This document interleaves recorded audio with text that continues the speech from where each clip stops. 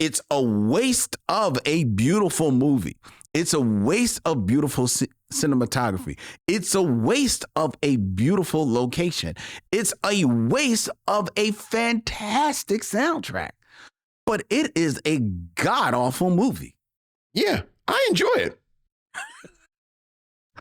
Yeah, I disagree with both of y'all. I think they have great chemistry. I think you see a side of Prince you don't often see, and not for nothing, I don't want to lose this. I love the fact that Prince is playing an unambiguously black man. YUNKJunk! Hey, welcome to the Micheaux Mission, 2 Men, 1 podcast, every black film ever made. My name is Len, aka the Bat Tribble. And as always, I'm joined by my partner. Hey, this is Vincent Williams. Tonight, ladies and gentlemen, we are in our second week of May I Have Another Bad Black Movie. And on an episode that may very well prove to be the final episode of the Micheaux Mission, our guest has dared to come onto our airwaves instead of his own to argue why the filmography of Prince qualifies as bad black movies. It started with him, ladies and gentlemen. It started with him. You may have heard him on your radio dial in New York on WBAI's The Harlem Connection, where he hosts with Mama Soul, bringing you an eclectic, funky radio every Friday evening. Ladies and gentlemen, Missionaries, put your hands together for the law of the Harlem Connection, L.ADE Williams. What's up, man? Hey, what's going on today? Thank you so much. That's a heck of an intro. I do want to clarify one little bit. We started off on WBAI, and we are so proud to be on WBAI Friday nights, as you mentioned. But at this point, we're on 6 other stations as well. So we were on Friday nights and Saturday mornings and Saturday afternoons and Sunday mornings and Sunday afternoons and Sunday evenings. So check us out, the Harlem Connection. On X, we are Harlem Connect FM, and on everything else, we are the Harlem Connection. All right. Thanks for having us. It feels really good being from Harlem and being on the Micheaux Mission, especially considering how much respect Oscar Micheaux had for Harlem, how many black films have been filmed in Harlem, based in Harlem, what have you. I feel like I'm home. So thanks for having me. Excellent. Our pleasure. Most definitely. And I hope that feeling, that homey feeling lasts throughout the episode, because I'm just letting you know, you have stirred some stuff up, my friend. You have stirred up the Missionaries. But first, let's give a shout out to all of the Missionaries out there watching us as we are streaming live from YUNKJunk, Philadelphia's premier video podcast palace, to all points north, south, east, and west. That means Facebook. That means Twitter, now known as X. And that also means YouTube, where all of the Missionaries are out there in the chat. Hello, Missionaries. Good evening, one and all. Today, I want to tell you, my friend, we started promoting this episode last week, and I swear within 5 seconds of it going out in our newsletter and going out on social medias, we were bombarded by Missionaries, especially one young Tanya Pendleton. Yeah. Who hit us up of Word FM here in Philadelphia to hit us up like, who this person coming on talking about Prince? Yeah. L.ADE, I don't know how familiar. Word FM. Like, I mean, Word FM is dope, and I really feel like every black community throughout the country should have their own version of Word FM. So shout out to Word. Okay. Yeah. Yes, Tanya, sorry to make you mad. I will explain myself later, but does she have a question or a condemnation or condiment or something like that? No. I don't know how familiar you are with Prince's music, but he has a really, really passionate fan base. I don't know if you were aware of that or not, but people really really. They seem to like him. They seem to like him. It seems like he might have legs. It seems like this Prince guy might have legs After death. Copy that. So people are very, very sensitive about any conversation about Prince. Like I said, I don't know how familiar you are with him. I don't know. Did they play Prince in New York? Do you know if they played Prince in New York? I seem to believe. Did he make it to New York? I believe he has actually a Harlem connection. Do you think maybe he made it to New York? I believe he made it to New York. From what I understand, if you make it there, you can make it anywhere. So I don't know if I don't know if you're familiar, if you've heard any Prince, but he's quite good actually. He's quite good. So look, I'm on the show in part to have fun, but also to plug the Harlem Connection. So let me connect the two. So on the Harlem Connection, we play music from every genre and every era. Right. But only if somebody connected to the song, the singer, the drummer, the producer, the songwriter, someone in the song has to have a Harlem connection.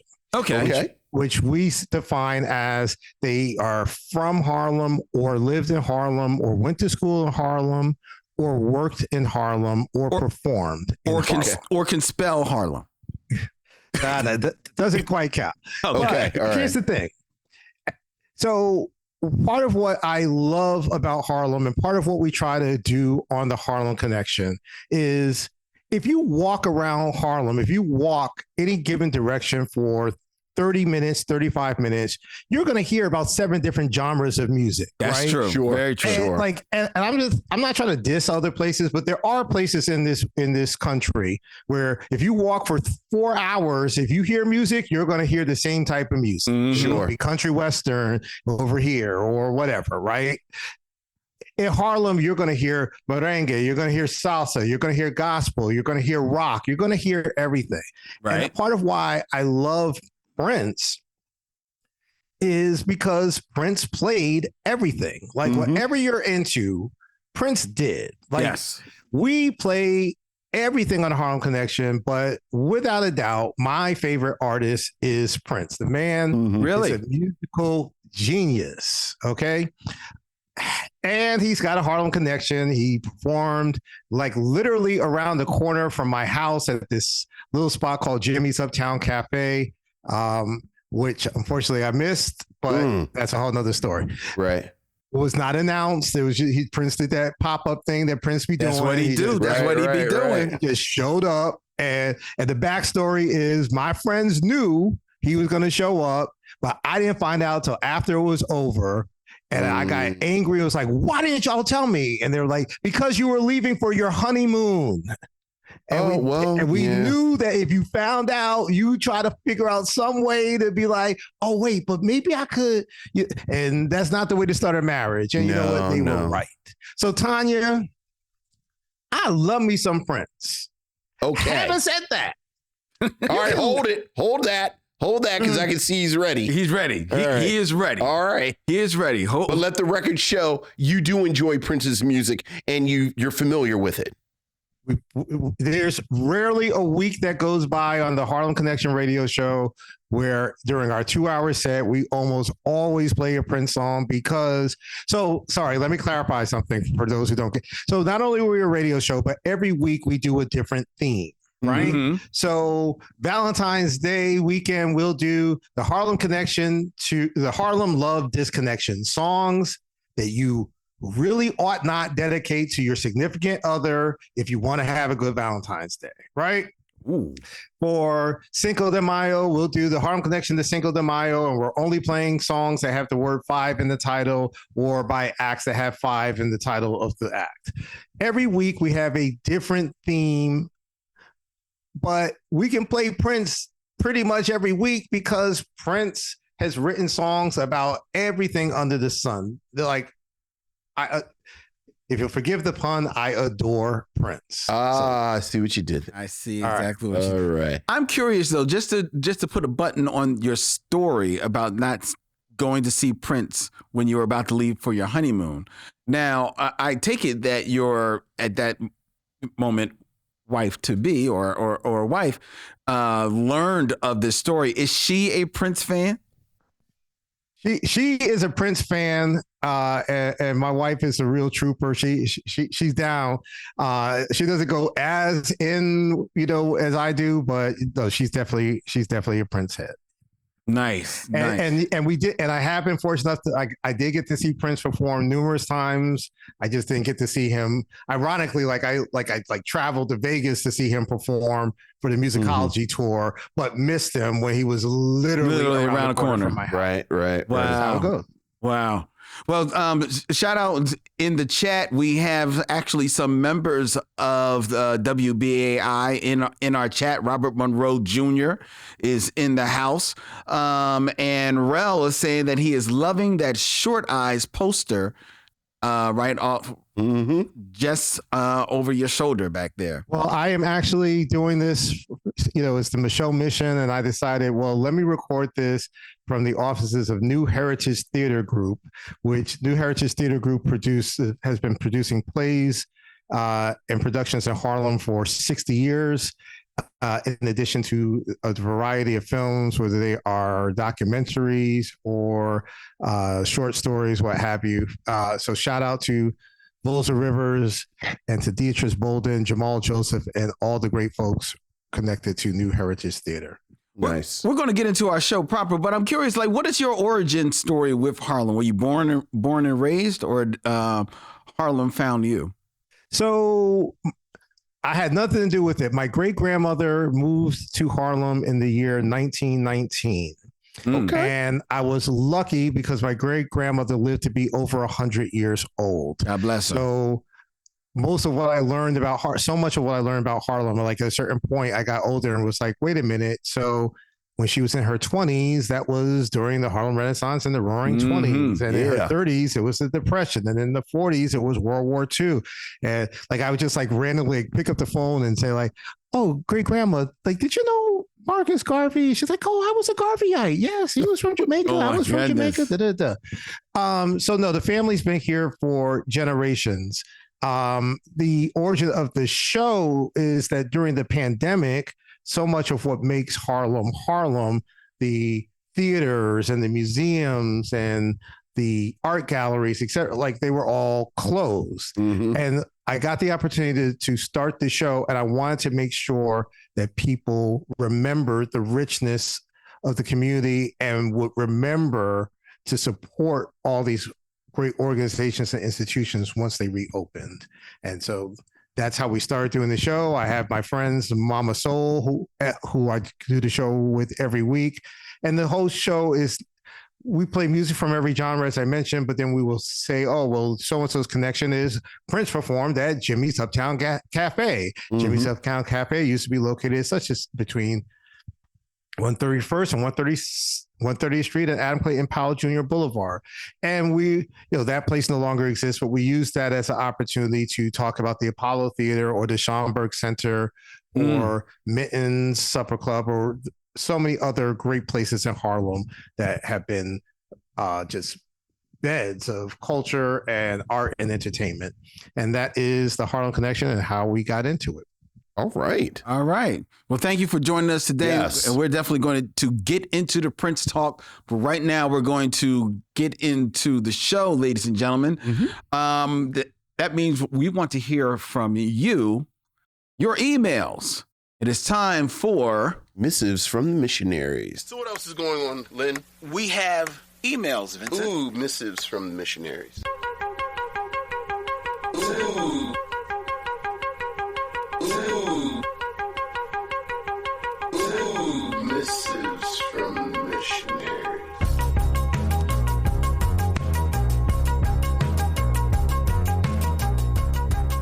Missives from the Missionaries, ladies and gentlemen. We have an email, Vincent and Ade, from Ellis Heron. Hey, what's up, Ellis? Subject line, it goes down in Bucktown. All right. Hey, fellas, I was pleasantly surprised that you reviewed one of my guilty pleasures, Okay. Bucktown. All right. When I first saw it and was partly through the movie, I thought, okay, they stuck it to the man. Now what? To my surprise, it ended up being a brother versus brother plot twist, which I think helped distinguish it from other blaxploitation movies. I was also surprised to hear the opinion that the movie didn't have much action. I'll take the amount of action in Bucktown over Fred Williamson's other movie, Mean Johnny Borrows, any day. Interesting. Compared to that movie, Bucktown might as well be Commando. As for Pam Grier, was it just me or did the love scene look a bit awkward? I always thought Fred Williamson didn't bring his A game in that scene. Well, now I know why, since he said in an interview that he's known Pam since she was 15. So he's essentially been like a protective big brother ever since. He probably knew Rosie Grier. Yeah. Oh, yeah. Yeah, so that does make that. Yeah, that puts a whole different spin on that, right? Yeah, okay. Lastly, I was intrigued by the theory that Carl Weathers may have been getting ready to do Rocky while making Bucktown. To help out with the research on that, according to the American Film Institute website, production on Bucktown started at the end of September 1944, and production 74, excuse me. And production began on Rocky at the beginning of January 1976. So there could be a possibility Carl was starting his boxing training towards the end of Bucktown's production. Looking forward to more of your fun commentary on more bad black movies. Your boy Ellis Heron from Fort Worth. P.S. In your opinion, which fight scene was better? Fred Williamson versus Thomas Russella in Bucktown, or Keith David versus Roddy Piper in They Live? Come on. Keith David versus Roddy Piper in They Live could have been a movie on its own. It could have been just a Yes, that is a certified classic. But look at Ellis with the research. Well, Ellis, he does his work. Yeah. But it means that we were right. Yeah. He ducked out. And by we were right, you were right. That was your theory. That's very nice. Thank you, Very Ellis. nice, gentlemen. Look at you with the theory. And then Ellis went and proved. I love it. Science. Black men doing science. All right. We have another email, Vincent. This is from Michael Sykes. Hey, what's up, Michael? Hello, Len and Vincent. Last week when I asked y'all what blaxploitation genre would you choose and who would you have do the score, Vince said horror, and he would have Bobby Womack score it. Yes, I did. Len said science fiction / Afrofuturism, and he would have Earth, Wind, and Fire do the score.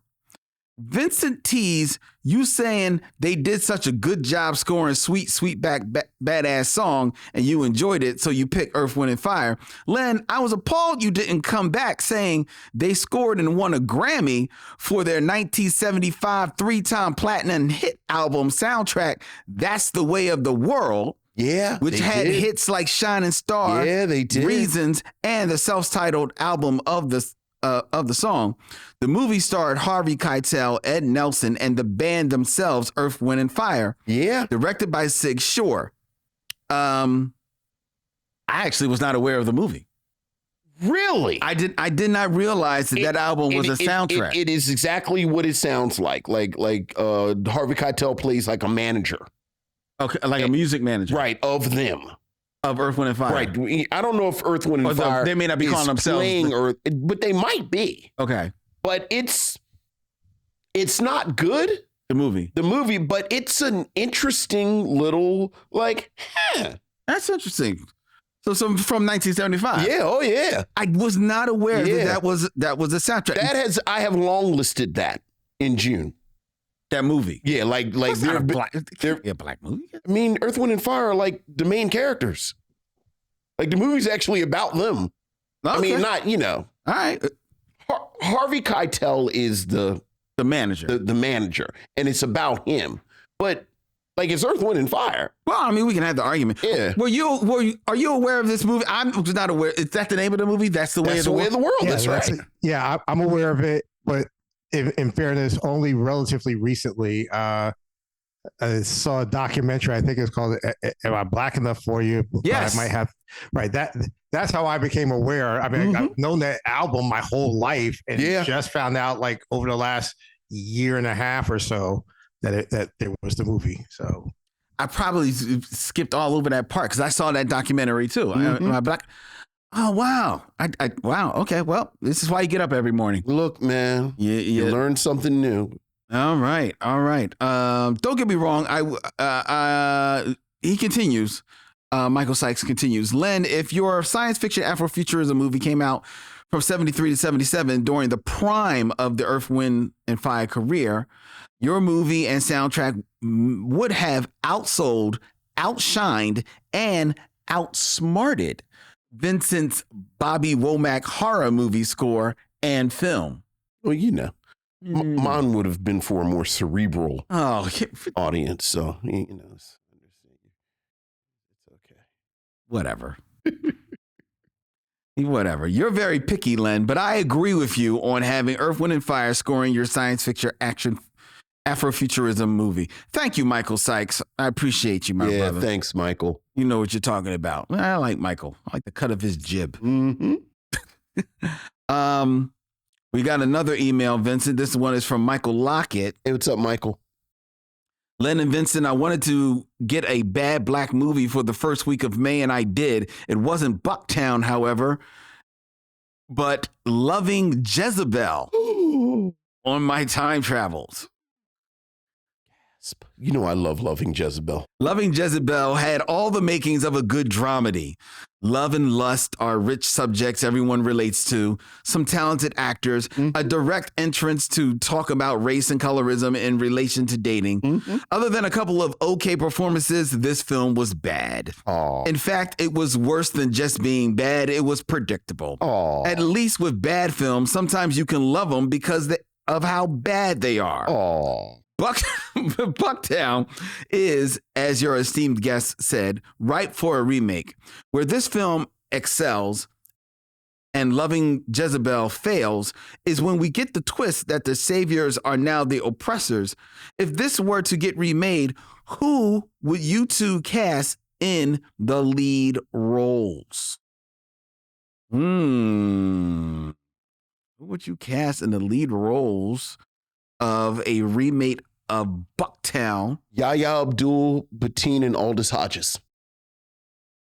All right, I'm with that. Did you see the trailer for Alex Cross?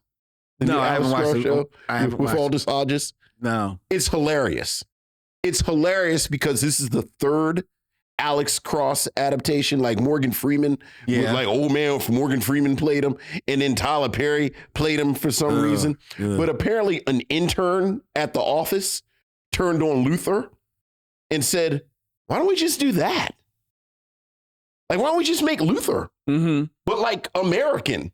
Right. And somebody said, "That's a really good idea." Yeah. And then they did. So now it looks fantastic. So then they just borrowed the Alex Cross character. It's just American Luther. I mean, it's just a trailer. Okay. But it's like Aldous Hodges, detective, psychological stuff. He's cool as shit. That's all I need. Right. That's all I need. So it looks fantastic. Where's that going to? Amazon. Yeah. Amazon, you gotta search, but it has some interesting stuff. It does. Look, I think Amazon is fighting with Apple. We're going to make like super good, super quality products, and then just not advertise. Then not advertise. We're just yeah. You know, you find them if you can. Right. Exactly. That's how Amazon is. We spent $100 million on it. And it's like very meticulously detailed and well crafted, and we're not going to advertise it at all. We're just going to throw it up. Yeah. That's pretty much what it is. All right. One last email. This is from Corey P. What's up, Corey? Hey, Len and Vince. Sorry for the late email you may or may not receive, but greetings anyway. I have a question for the two of you to answer. If you pick two actors that are not usually in comedic films, who would they be? For me, it would be Vivica A. Fox and Halle Berry. This may be a reach, but Halle Berry could have been in more comedy movies since her timing is always impeccable. Yes. She is unintentionally hilarious. Take Baps and Why Do Fools Fall in Love, for instance. There it is. I was crying laughing at her role as Zola Taylor in Why Do Fools Fall in Love. Her and Vivica complement each other. You can even say her role as Nisi in Baps. She was having so much fun. I would love to hear your thoughts. Corey. Thoughts on them or suggest some more people that are funny? Well, two actors who are usually you don't see in comedies who you would like to see maybe in a comedy. I'll tell you one, and we've mentioned them a couple of times, and that's Denzel Washington. Denzel Washington has not done a straight he has comedy probably since Carbon Copy. Yeah. I mean, like an actual comedy. Right. Like I'm thinking like there are funny moments in The Preacher's Wife. There's funny moments in The Preacher's Wife. But you're right. And he's kind of funny every once in a while. He gets a comment off. But maybe he learned his lesson from Carbon Copy. Perhaps. But he's not to blame for Carbon Copy. He's like a young buck, he's still cashing St. Elsewhere checks. Right. So he didn't learn on Carbon Copy. So I would say the first one off the top of my head would be Denzel Washington. Denzel? Top of my head, I'll go actress.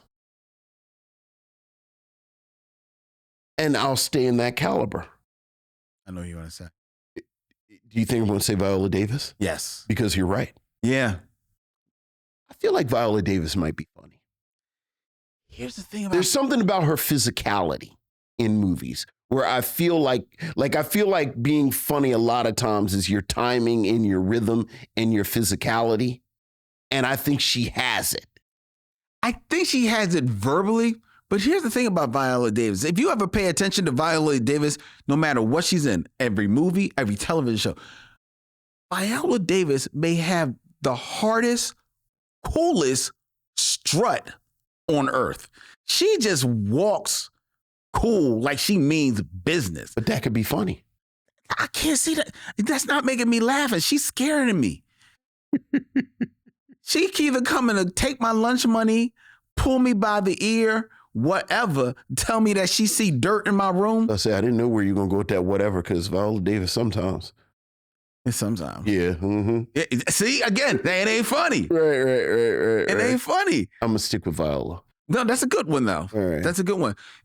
Ade, if you could name any actor, typically not in comedies, you might want to see pull off. Okay, so I be doing like radio and music, but I would go with Alfre Woodard. Now, I don't know if she does comedy or not. I know her more for like Luke Cage, but sure. Yeah, but just some of her delivery in Luke Cage just lets you know, like, she got jokes. I don't know if she meant to be funny towards the end of Holiday Heart. Yeah. But she's pretty hilarious. Yeah, I feel like I've seen her in a comedy or two. Yeah. But it's certainly not lately. And not often. And certainly not often. Right, sure. Right. That's a good one. Yeah. That's a good one, Alfre Woodard. But to be fair, we've all picked actors that are a little bit more seasoned. Sure. Is there anyone maybe a little bit more like on the it might be interesting to see Yahya Abdul-Mateen. You mentioned him. Mm-hmm. Because I don't does he smile? I know. I've never seen, he did smile as a black man. And I'm going to say Corey Hawkins just because I think Corey Hawkins can do everything.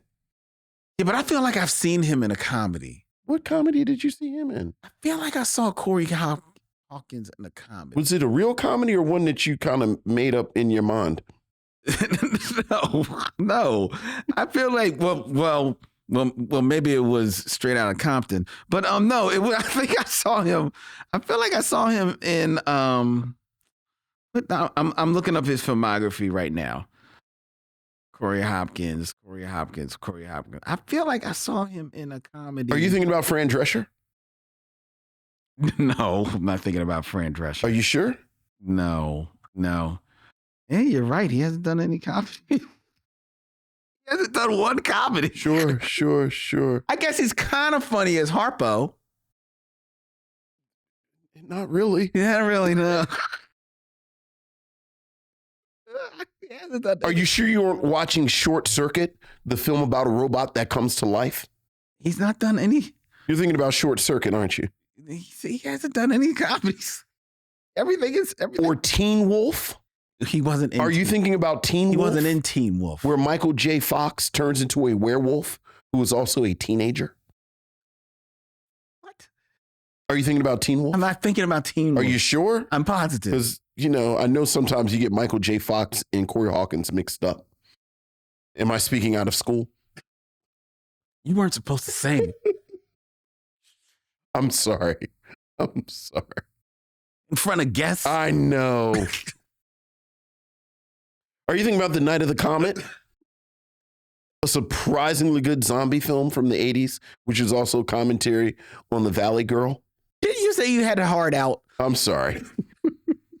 I'm trying to help you. I'm fine. All right. I'm off it. Okay. All right, that's our emails, ladies and gentlemen. If you want Are you thinking about the remake of Sgt. Pepper's Lonely Hearts Club Band, but the one with the Bee Gees? Wait a minute. The Bee Gees wasn't a remake. That was the first movie. It was that was a Earth, remake Wind, of and the Fire was Beatles. in it. So I know, that's why I thought about it. No, the Beatles made it first. The Beatles didn't make Sgt. Pepper's Lonely Heart Club Band. I mean, they made the album. You're saying there wasn't a movie? Yeah, they didn't make a movie with it. Right. Maybe I'm thinking of Transformers, the animated film. Are you thinking about Under the Yellow Submarine? Could be. Come on, hurry up. You're distracting us.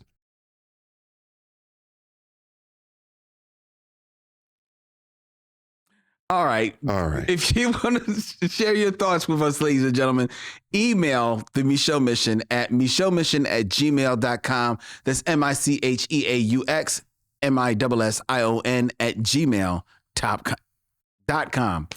And now it is time for the top 5. All right. Top 5. Who's your top 5?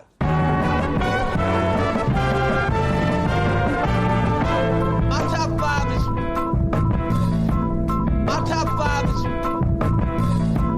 My top 5 is. My top 5 is. Top 5, ladies and gentlemen, where I come up with a top 5 list, and Vincent and our good friend L.ADE Williams of the Harlem Connection share their scintillating commentary on my list. Mm-hmm. And gentlemen, keeping it in theme for the evening, Okay. as we're going to be talking about, with some disparagement, about the filmography of Prince, Mm-hmm. I have for you Prince's 5 favorite movies. From 5 to 1. 5 to 1. Did he rank them? Okay. These are ranked. These are actually ranked. Now, to be fair, number 5 and number 4, there's some argument of how much he actually liked these films or just had appreciation for these films. Okay, fair. Okay. Sometimes those aren't the same thing. Exactly. We'll be talking about Under the Cherry Moon in a few minutes. Very good. Very much so. Right. But starting with number 5. Okay, Prince's 5th favorite movie. We have from 1972, Mm-hmm. The Godfather. I mean, solid pick. Very solid pick. Good movie. It's a very good movie. I'm going to go out on a limb and say that. Now, the argument of this being one of Prince's favorite movies is because there has been talk about how Prince actually used quotes from The Godfather on the Madhouse album. Interesting. Do you know what quotes that he used in on the album? I do not. Do you? I'm ashamed to say that I do not know. He used actually two quotes. Well, I think he used multiple quotes, but 2 quotes in particular. One, and a man in my position cannot afford to be made to look ridiculous. Sure. You know who says that in The Godfather? I don't remember. That is the movie producer who says that to Robert Duvall's character. Oh. When Robert Duvall comes to try to get him to give Johnny the role in the movie, and he's saying like, no, Right. I can't give him that role. Sure. And then on a completely related note, I'm now going to go home and go to sleep. Wake up the next day, fully rested, with nothing having occurred in my bed through the night. Is that the same? That's the same movie producer. Yeah, Yes. okay. And the other quote Other quote. is, and then they took advantage of her. Okay. You remember where that quote is from? I don't. That is from the beginning of The Godfather, Okay. when the Undertaker is trying to get the favor from Don Corleone on the day of his daughter's wedding. exactly. Yeah, my daughter's wedding. Yes, and he talks about how these guys took advantage of his daughter. Right. Yeah. Yes. I'm sitting here realizing I don't know if I've watched The Godfather from beginning to end in probably a decade. Seriously? I know. Wow. Somehow it's I looked up and it's been 10 years since I've watched The Godfather. I've watched The Godfather every year. That's a solid decision. I do. Yeah. I love that movie. Yeah. I love both of them. Somehow I've seen Tyler Perry's Temptation, a film by Tyler Perry. More than The Godfather. Yeah. It's- And I watched the entire True to the Game trilogy on Tubi last week. Yeah. You know what they call that? Choices. Choices. Dr. Maddie Mar Clark would be upset with me, as portrayed by Anjanou Ellis. Would. All right, number 4. Number 4 Prince's fourth favorite movie would be, from 1984, okay, Amadeus. I can see that. Now, a couple of reasons why Amadeus is considered possibly one of Prince's favorite movies. Okay. One is, if anyone has seen the film Amadeus from 1984 by Milos Forman, which tells the story of the great composer Amadeus Mozart, as he is more popularly known. If you look at that movie and you look at the fashions that are on display in that movie, Sure. this is right around the same time that Prince starts adorning himself in similar fashion. Sure. The frilly For shirts. the Purple Rain movie Sure. and tour. Okay. And would then become like his signature look Sure. to variations for the next few years. Sure. Right? So that is one of the reasons why people, see the correlation between Prince. Link seems a little tenuous, but I'll go with it. Tenuous, you're Yeah, right. All right. However, there is something that is even a little deeper. Okay. It would have to be. All right. So Because I thought maybe he saw the Pirates of Penzance. I am Maybe about just to give like you frilly shirts. both some facts that may connect not only Prince to the movie Amadeus, but to Mozart himself. Okay. Prince Rogers Nelson was born on June 7th, 1958 at 6:17 p.m. in Minneapolis, Minnesota. Okay. He has the sun at 16 Gemini and moon at 1 Pisces. His rising sign is 16 Scorpio. One of the things that jumps out in Prince's chart is his Pluto at 29 Leo, parked exactly on his midheaven 29 Leo. Prince was born to literally and metaphorically rock the world. His Pluto opposes his moon, and this placement is not for the meek. This is someone who, A, came to shake things up, and B, be loud as F while he was doing it.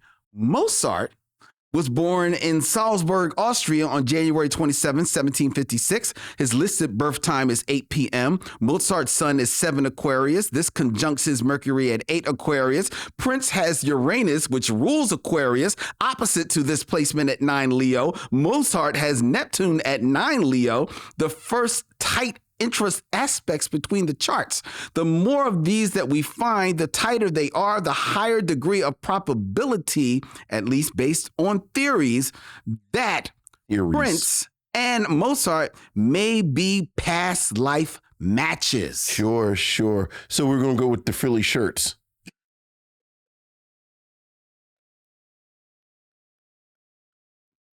What's his third favorite movie? You still calling that tenuous? That feels Like a lot of words. That was a lot of words. It was. Subject, verbs, objects. Period. And another subject where it was a lot of words. It was conjunction junction. What's your function? There were conjunctions in there as well. Hooking up words and phrases and clauses. Right. Long sentences. Commas in there.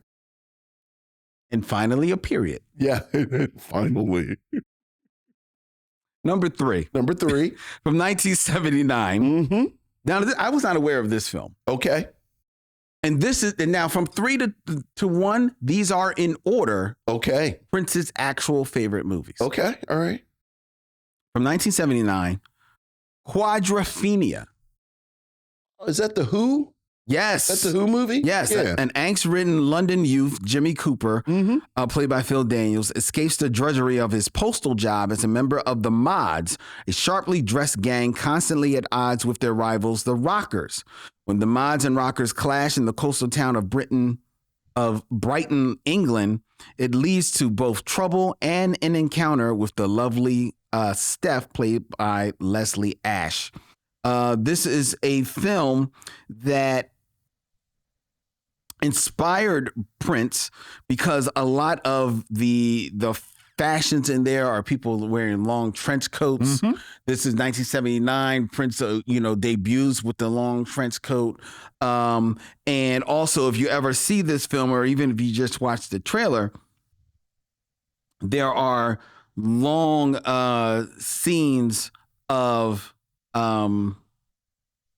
long scenes of these youths driving across the countryside on motorcycles, and a lot of this imagery is imagery that he would then bring forth in Purple Rain. Sure.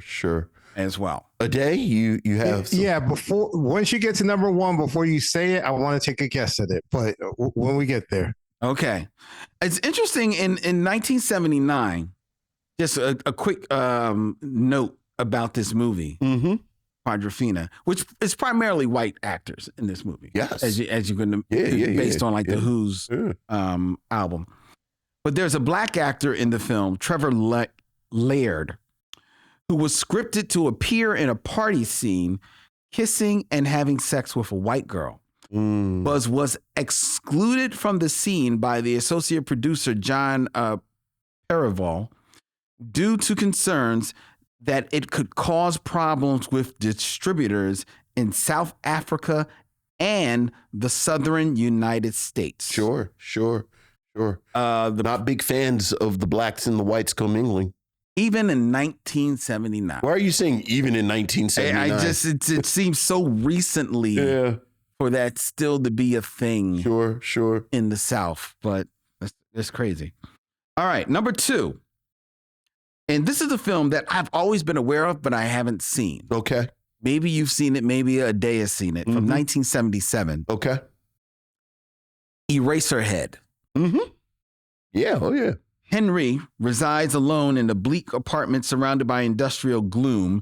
When he discovers that an earlier fling with Mary X left her pregnant, he marries the expectant mother and has her move in with him. Things take a decidedly strange turn when the couple's baby turns out to be a bizarre lizard-like creature that won't stop wailing. Other characters, including a disfigured lady who lives inside a radiator, inhabit the building and add to Henry's troubles.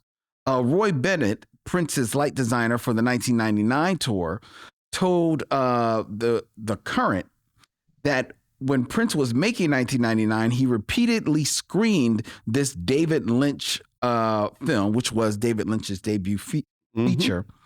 He said, he quotes, "We spent a few times watching Eraserhead together, just the two of us. The way I look at it now, it's a very surreal experience because it's a bizarre movie. It is. It's engaging but disturbing at the same time. It doesn't really tell a story. It's abstract emotion that started me to realize that you never want to be obvious about what you're trying to say. You give people enough headroom to decide what it is. And that is what Prince was doing with his whole persona and his music and wanted in his stage show. Yeah. I laughed because when you said the plot, I said, so that's what it's about. Because I've seen it like twice and I had no idea what it was about. I've always heard of the movie. Yeah. It's very evocative, like the imagery and you like it's a very evocative film. And see it on a big screen if you can. But yeah, I didn't know what it was really about. All right, so now I want to take my stab at what I think the number one film, Prince's favorite film is. Okay. all right. Let's see. What do you think? All right, so I'm going with on my favorite Prince album is, and that's really hard because I love so many of them, but had to pick one is Sign of the Times. Absolutely. That's the only correct Sign of the choice. Times, he had a song, Gonna Be a Beautiful Night, which starts off with, oh, we, oh, yo. And I'm guessing that since that is from the Munchkins refrain from The Wizard of Oz, that was Prince's favorite film. That's not a bad guess. That's not a bad guess. That's not a bad. Is it correct? Do you want to take a guess at what you think Prince's favorite movie is? Because that's a very good guess. I am going to be a little bit on the nose and say The Man Who Fell to Earth. I thought you were going to say The Prince and the Pauper. But No. what's it? Right. The Man Who Fell Right. I'm going to go with the Bowie. the David Bowie. The movie. David Bowie can.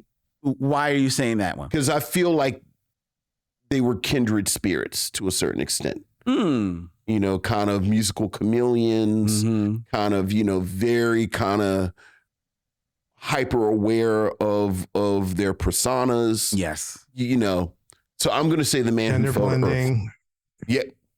The gender blending. Yeah. So Most I'll say The definitely. Man Who Fell to Earth. That's a very good one as well. That is a very But good. we are both wrong, aren't we? You are both All right. way off. It's going to be like The Last Starfighter. No, it's not. All right. If only it was something that you had heard of. I know. Okay. From 1980, 1980. Prince's favorite movie, Favorite movie. The Idolmaker. Okay. Wait, Neil Diamond? No, that was jazz singer. Okay, That's a jazz what's singer. The Idolmaker. The Idolmaker is a musical drama from 1980 Mm-hmm. that tells the story of a record man, like a music manager, Okay. who discovers a young guy. It's kind of like a period piece set in like the early, I think late 50s. Okay. He discovers like the next big thing Mm-hmm. and proves to be like his Svengali to turn him into a star. Okay. Right now, it's a very, very like slept on film. Stars Ray Sharkey, a huge character actor of the 70s and 80s. Was a pivotal influence on the edifice of Prince's art. The 1980 musical drama had a profound effect on the output that followed from Prince. The film was based on the life and times of rock promoter and producer Bob Mariucci, who discovered a string of prominent acts, including Frankie Avalon and Fabian. The crux of Mariucci's marketing style was to ensure that you knew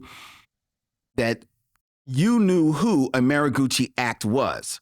He drummed up his sense of Svengali aura to try to generate a wind of hysteria around those who he worked for. However, the promotional line was blurred, and you wondered whether he was a puppet master of the industry or a man tangled up in his own narcissism.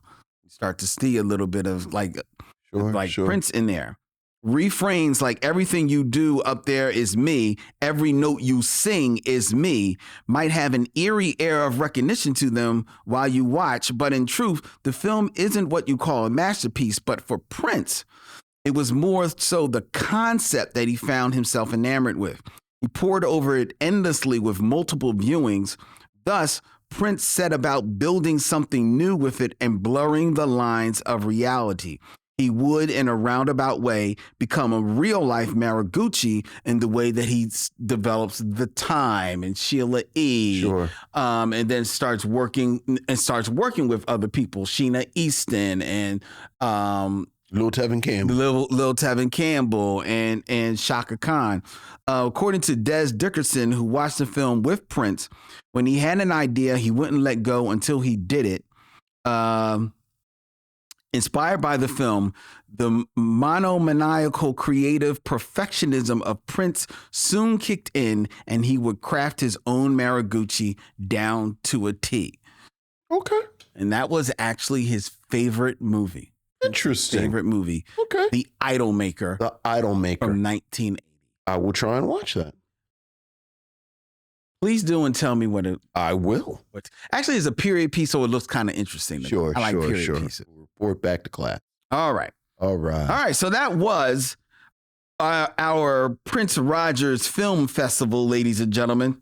Now it is time for us to play the game of kings. Kings and princes. A day, prepare to be astonished as Vincent sets forth and plays 6 Degrees of D'Urville Martin.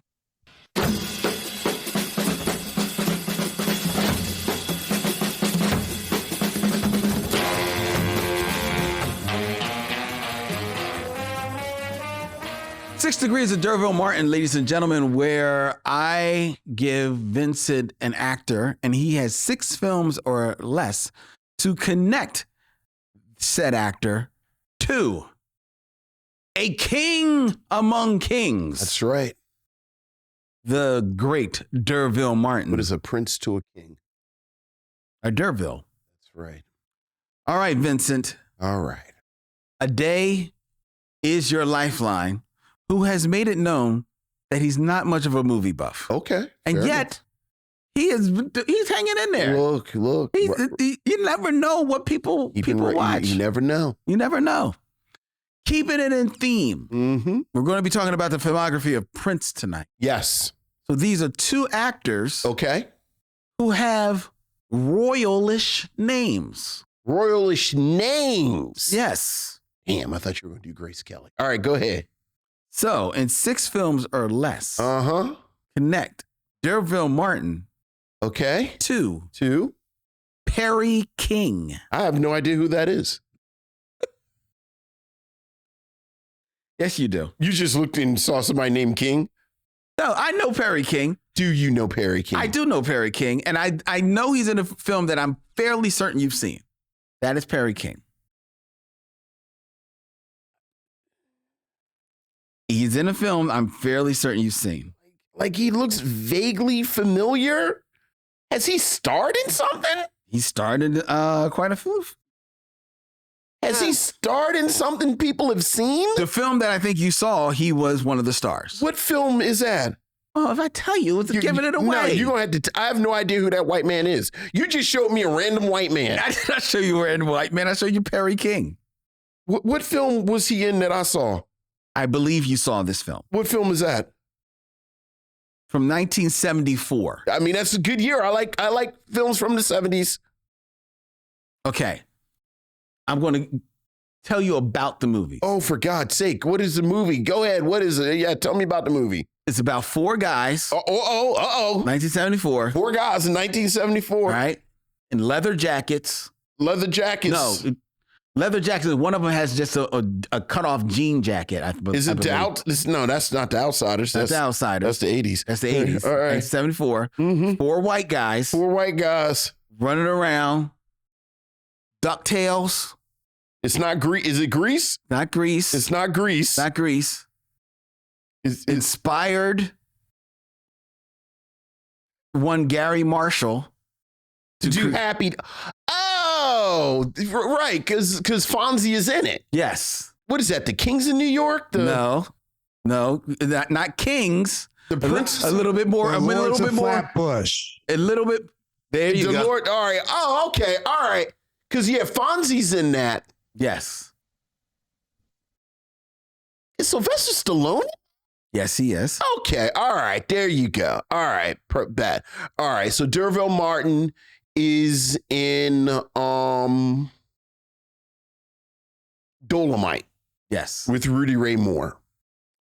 Rudy Ray Moore is in Penitentiary 2 with Mr. T. Mr. T is in Rocky 3 with Sylvester Stallone. And Sylvester Stallone is in The Lords of Flatbush. Who is he in The Lords of Flatbush? He's one of the lords. Seriously? Oh, he is. So the other three lords is Fonzie. Is Henry Winkler, Sylvester Stallone. Who's the third one? Perry King, and Paul Mace is the one that did nothing after the movies. Yeah, but Steve King had a long... Perry King had a long, illustrious career. Perry King, yes. What else was he in, Lynn? Okay, he was in 2004, he was in the movie The Day After Tomorrow. He was also in... The TV movie? No, The Day After Tomorrow was a film. It was a movie. It was a Roll Emmerich film. Oh, right. Okay. There's like 30,000 people in there. All right, go ahead. What else was he in? He was in... I'm looking for movies that... from 1975, he was in Mandingo. He must have played the white guy. You think? He was in Slaughterhouse 5. Was he really? Yeah, from 1972. That was a good movie, actually. Yeah, no, it is. It is. Mandingo had Ken Norton in it. Mandingo had Ken Norton in it. He was in Blake Edwards' Switch with Ellen Barkin and Jimmy Smits. I mean, and now admittedly, he made a little bit of a mark on television. Right. Because in television, let me see the television you may have known him from. He was in an episode of Tales from the Crypt. Oh, an episode. All right, look. Look, So disrespectful. Sure, no, look. So disrespectful. He was a Lord of Flatbush that no one remembers. He was He was one of the lords. Right. Which is why Gary Marshall built a whole television show around him. The other one. Yeah, right. Why Gary Marshall built an entire television show about the one that was scared to ride motorcycles. That's how good Henry Winkler was. He was a little nebbish Jewish guy who was afraid of motorcycles. You know what? I can work with him. I'm not saying that Henry Winkler wasn't more talented than Perry King. Oh, please don't say that. But I'm saying Perry King was right. He was doing the thing. Right. You need to watch it again. Put some respect on Perry King's name. Sure. All right. I'm sure I'll watch The Lords of Flatbush and say, wow, that Perry King. All right. Which is what we all said throughout the 70s when we watched it. Sylvester Stallone went on to be Sylvester Stallone. And I cannot stress this enough. The 5'2" Jewish guy who was afraid of motorcycles. Gary Marshall said, I can make him a cultural phenomenon. Are you ready for the next one? Sure. All right. Keeping it in theme. With this royalish name. Yeah, royalish name. This is going to be easy. In 6 films or less, connect D'Urville Martin to Patty Duke.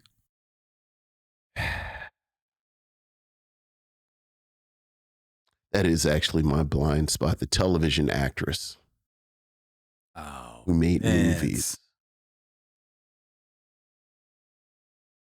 And I know Patty Duke actually had a pretty long film career. And she was in a movie that gets referenced on this show more than a few times. Was she? Yeah. It's a bad thing. I just see her as... See, the problem is I only think of Patty Duke as a teenage girl. The show. Yeah, so the only thing I can really think of... was Helen Keller... Was that in the movies? Okay. So... you don't know who played the woman... Is it like Anne Bancroft? There you go. Okay. All right.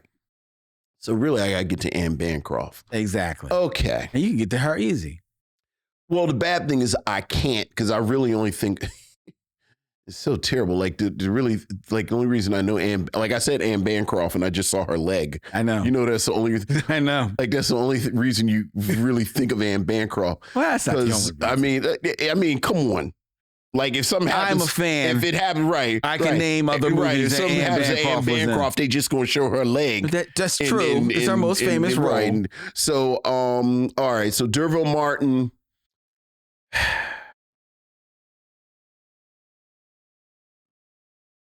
It's a bad thing. This is terrible. This is the quickest way I get to him. This is so me. All right. So D'Urville Martin, because I got to get, all right. D'Urville Martin is in Sheba Baby with Pam Grier.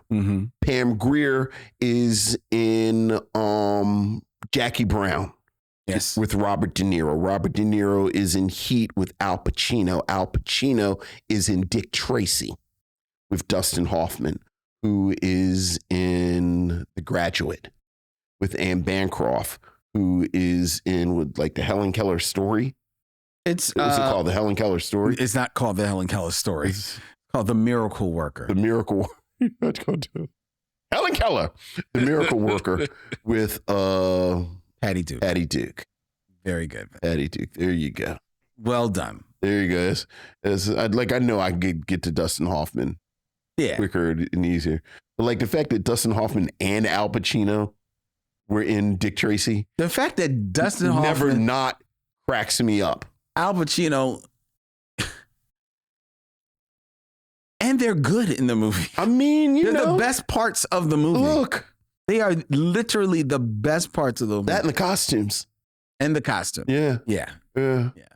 So there you go. What movie is Patty Duke in that we talk about all the time? The Miracle Worker. It's come up a couple of times. We've never talked about it has come up. We have never spoken about The Miracle Worker. Well, I swear you're cheating on me and you have some kind of secret podcast. We have never talked about The Miracle Worker. We have mentioned it once or twice. Why? Why were we talking about The Miracle Worker? I guess because it never happened. About movie with people that have disadvantages. We have never mentioned The Miracle Worker on this show. No, we've never said The Miracle Worker, but we have mentioned Helen Keller. We're making jokes about Helen Keller. We weren't making. It's not about jokes. Not always about jokes, Vincent. I swear you have a secret podcast. Oh, use like a funny voice. This is WinLab.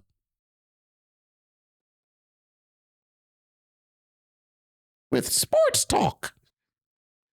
Oh, I thought you were going to say I talk about my old timey movies. I talk about my WinLab with old timey movies. Old timey movies with WinLab. The Miracle Worker with Anne Bancroft. Hey. Helen Keller. It's Patty Duke. Never talked about The Miracle Worker. We've mentioned Helen Keller. We have never mentioned Helen Keller on this show. We have. It's fine. It's fine. You don't remember. Right. I'm the one with the bad memory. That's what they say about Vince. He never remembers anything. Do you know who Anne Bancroft was married to? I do not. She was married to Mel Brooks. Okay.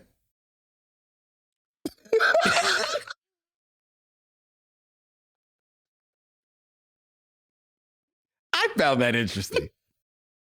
I would never see. Like if you see the leg in The Graduate, you can imagine Mel Brooks on the other side looking He's funny. Funny guys always get women. He's funny looking too. Man. All right. Oh yeah, we got to do so. All right, ladies and gentlemen. So that's 6 Degrees of D'Urville Martin. Miracle Worker. What? It is now time for us. Well, actually, it's now time for all of us. All of us. To see exactly what is wrong with Ade Williams of the Harlem Connection. That he believes the filmography of Prince qualifies as bad black movies. Ade, my man. Yes, sir. What's wrong with you, bruh? I mean, You trying to get our show? You try see he owns 6 radio networks, so he good. Right. So he just trying to take down this little old podcast. I know. We just got one stream, dog. We just got one stream. It's all. actually it's 7. It's 7. But the point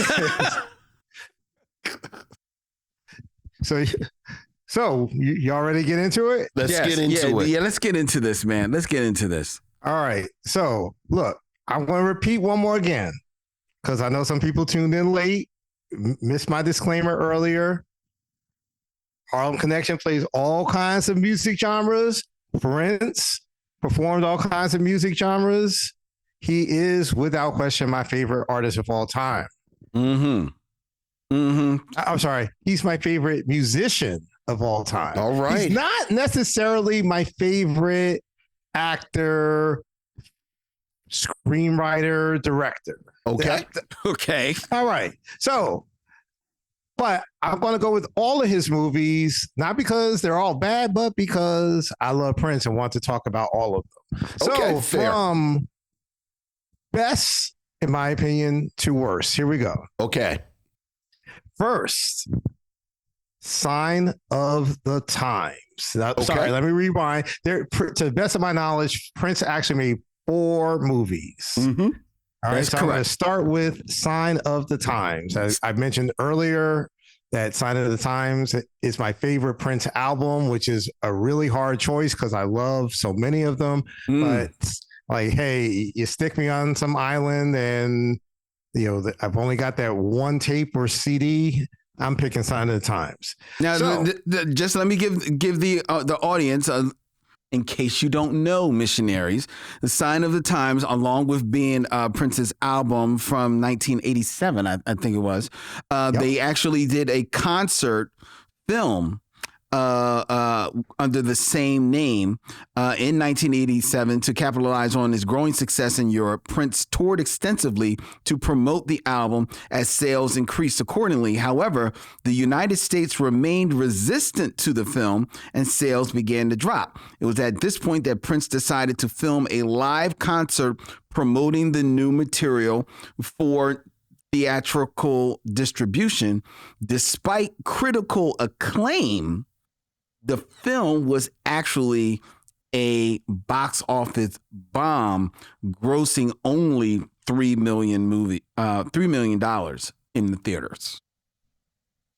Yeah, I was live back then, and I live in New York City, and I believe there's only like one theater, which was in Times Square, that was playing it.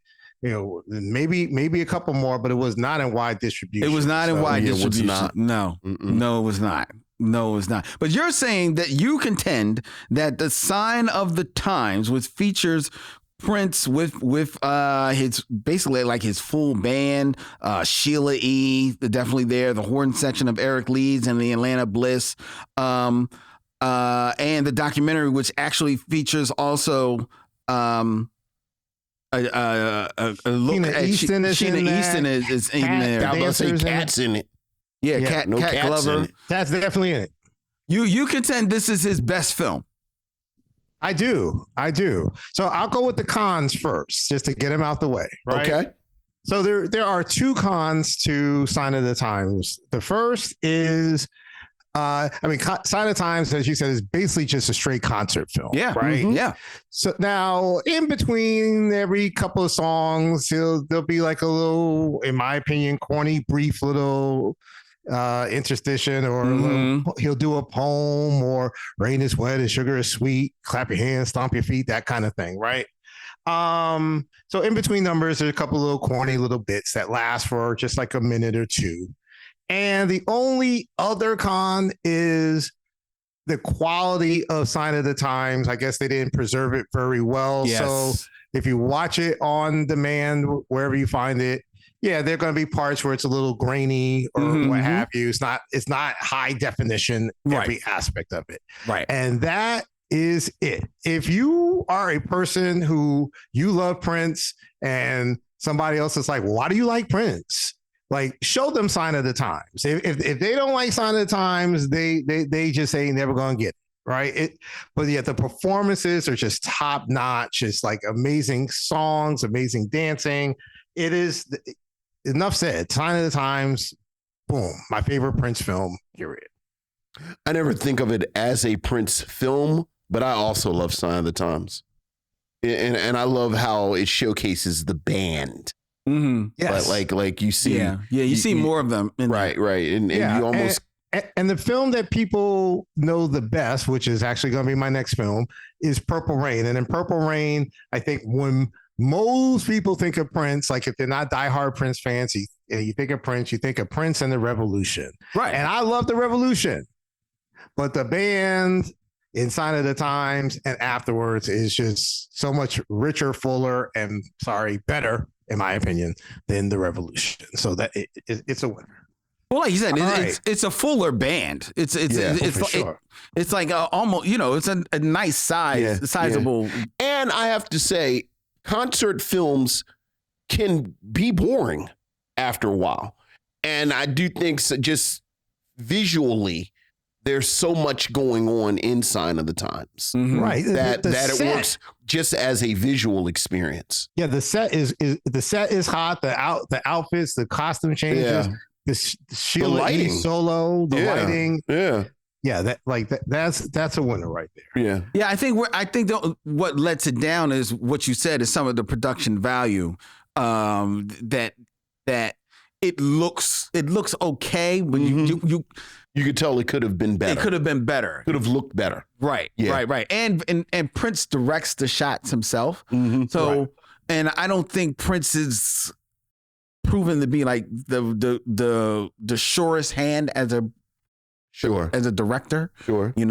But I mean, okay. All right.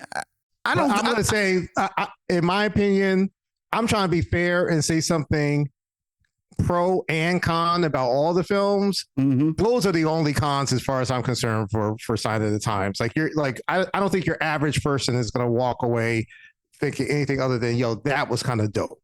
Like, So, and I had an experience. Right. Yeah. Exactly. Mm-hmm. All right. Where are you on Sign of the Times as an album? It's my favorite Prince album. That is your favorite Prince that's album? my favorite one too. I feel like so-called real Prince heads always name something else, like another album as their favorite. Well, you were speaking of our good friend Tanya Pendleton. She made me feel too. Like I asked her what her favorite Prince album was, and she started talking about a performance, and he was in Seattle, and there's some tape of him, and then there's an Instagram reel of him in his closet. Look, I'm not talking behind Tanya's back because I've said this to her face. Tanya is one of those Prince fans that you think you're a Prince fan until you meet like actual Prince fans. And then you're like, oh, okay, I like Prince. All right. But like I got one for you. You're one of those, like you're a Prince fan. So I had, so first off, the biggest Prince fan that I'm in touch with on a regular basis is Marco Nobles from rhythmandsoulradio.com, one of the stations that we air on. And Marco's such a Prince fan. He went on the Paisley Park tour, and like as they were doing the tour, like after it was over, he pulled like the tour guide to the side. It's like, when you mentioned such and such, actually, it's he was schooling the tour. Look, man, like politely, quietly to the side. But the biggest Prince fan I knew was a brother named Bill Bowler. And I remember Bill and I were talking about Prince's band, The Time, Morris Day and The Time. And Bill was telling me about how he saw this interview where Morris Day is talking about how he got the idea for the bird. And he said that in the interview, Morris says he got the idea for the bird from the pterodactyl dance from the Flintstones cartoon. And I'm like, oh, word? He's like, yeah. And Bill's like, yeah, I have it on video. And I'm like, oh, you got the interview on video? And Bill's like, no, I got the pterodactyl dance for the Flintstones episode on video. I'm like, that's a Prince fan right there. But all right, so how about I segue to the next? So sure. I got three left. Speaking of Morris Day, yes. Speaking of Morris Day, I'll segue to my next Prince film, Purple Rain. Sure, of course. Of course. Okay, 1984. Now, you gonna get the plot? 1984, Purple Rain, the rock musical drama. Oh, yeah. Starring Prince in his acting debut. It also features several concert sequences featuring Prince and his band, The Revolution, as Ade mentioned. The film is loosely based on the life of Prince as the talented but troubled frontman known only as The Kid. Mm-hmm. Yeah. Oh, yeah. Oh, yeah. To escape his difficult home life where his father verbally and physically abuses him and his mother, he spends his day rehearsing and his nights performing at the First Avenue nightclub where he does battle against Morris Day and his group, The Time, and Des Dickerson and his group, the Modernaires, as they hold the nightclub's 3 house band slots. The Kid soon comes upon a young Apollonia, an aspiring singer, a new arrival in Minneapolis, to lead his group, and tries to persuade her that that she is destined to be his in Purple Rain from 1984. Prince, and as Ade mentioned, probably when you think of Prince, Sure. if you think of Prince movies, you think of Purple Rain. Of course you do. But for many people, when you think of Prince, When you think of you're Prince. thinking of images Yeah. Oh, yeah. from Purple Rain. Oh, yeah. Now, you, Ade, have some cons there where you want to say that Purple Rain is a bad black movie. The whole premise of this month is bad black movies. I'm just going from best to worst. Okay, Gotcha, so okay. where are we on Purple Rain? Where we at, bruh? Where we at? Okay, so Because I'm gonna let you know the missionaries are coming for you. I know that's right. I know that's right. Pretty Okay. Dancer already said that you could chew glass and kick rocks while No playing in problem. traffic blindfolded. So I'm just letting you know. All right, so let's go with the. I'll go with the cons first. Get them out Yes. the way. Yes, get them out the way so All right, 1, have a show. Prince, amazing musician. But Mhm. Prince, Morris, all of them, they're not actors. Okay, so that let's just tell the truth. Second, it's a misogynistic movie. All right, whether you're throwing women in the garbage cans or slapping them or Making them strip naked in the waters of Lake. What is it? Lake? Minnetonka. He did Lake not Minnetonka. make her strip. He never said that's Lake Minnetonka. He said you have to purify yourself in the waters, and she assumed that was Lake Minnetonka, but he never said that's Lake Minnetonka. True. So my challenges with He Purple actually Rain- tries to stop her. He actually says, wait. I mean, not like, that much. Because when she like when takes, she's about like a half Right. foot away from the water. right. Yeah, because Right. you just now said it Sure. louder than he said Sure, it. Because he sure. said, wait. And then the other two problems with it are, there's, the homophobia.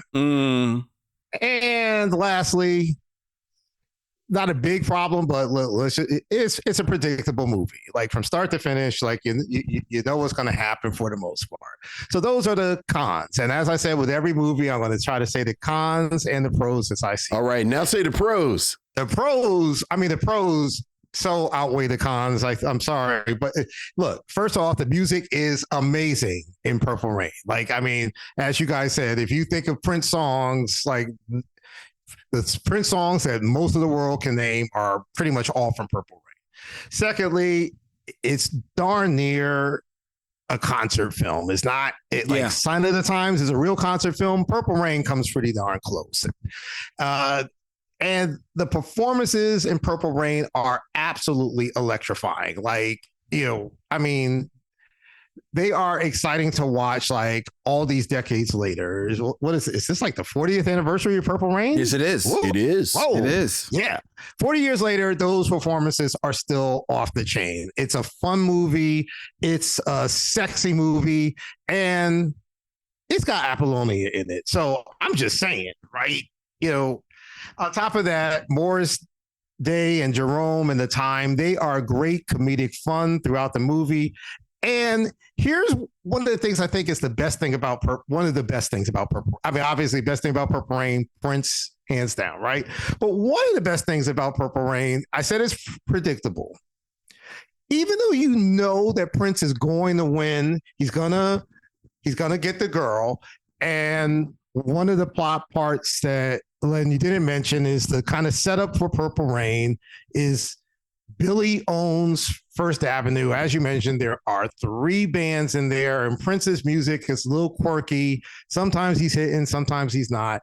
And Billy is like, yo, it kind of would be better if I had a sure thing. And Morris kind of is like, yeah, what if we brought you a sexy girl group, right? Right. If we bring you the sexy girl group, let's get rid of the revolution. Well, there's the basic battle of the bands. Now, it's a Prince movie. Walking in that Prince is not getting kicked out that club. That Prince and the revolution are going to win, right?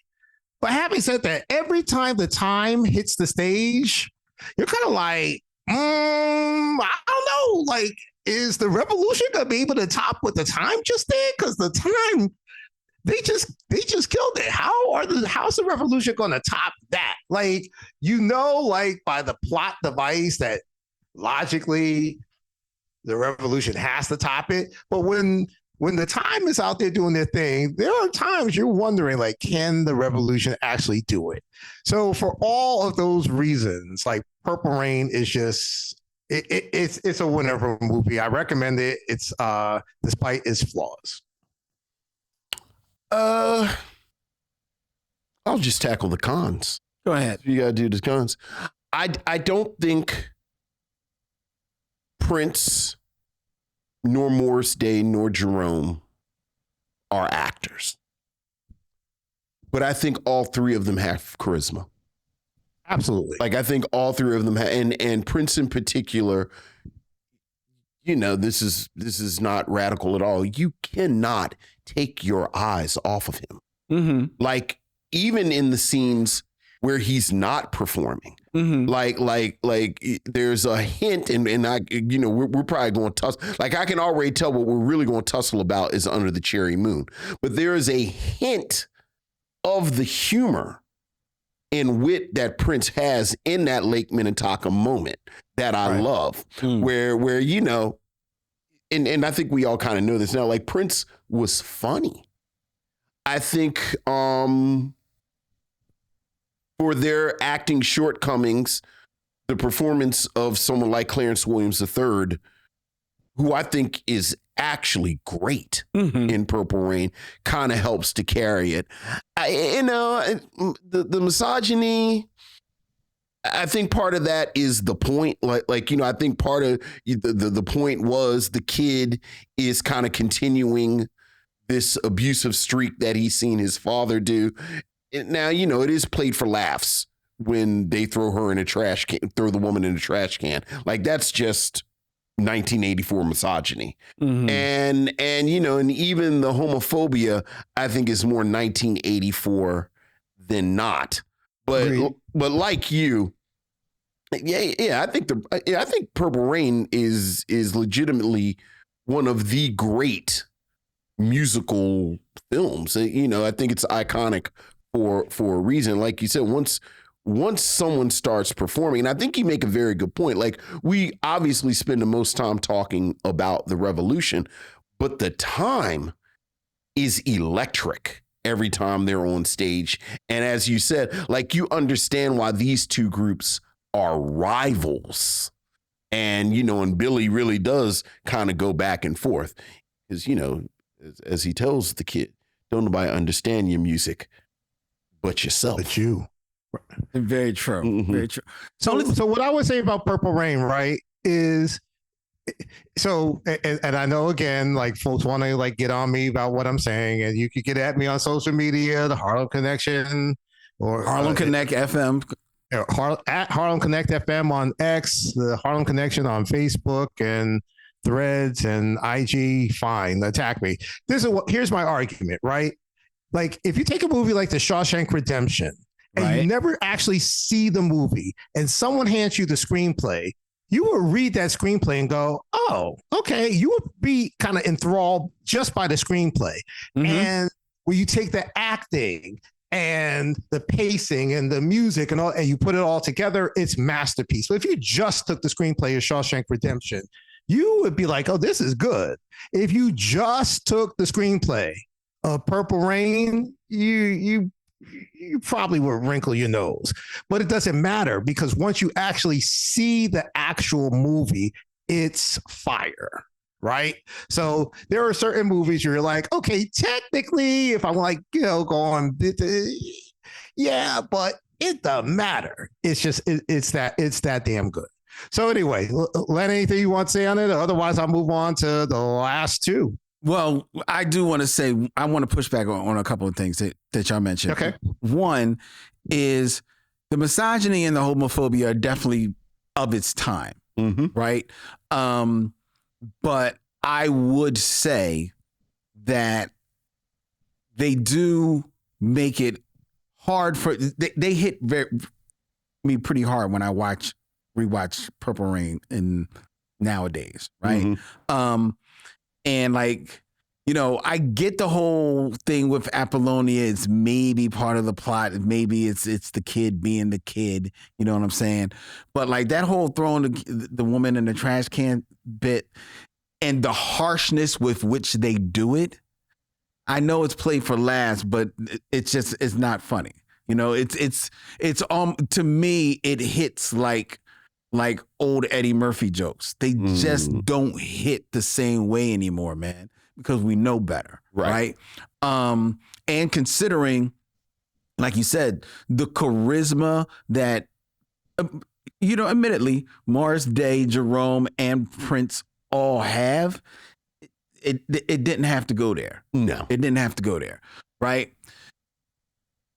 Again, for 1984, I agree with y'all as far as Morris Day and the time when they hit the stage. It's electric.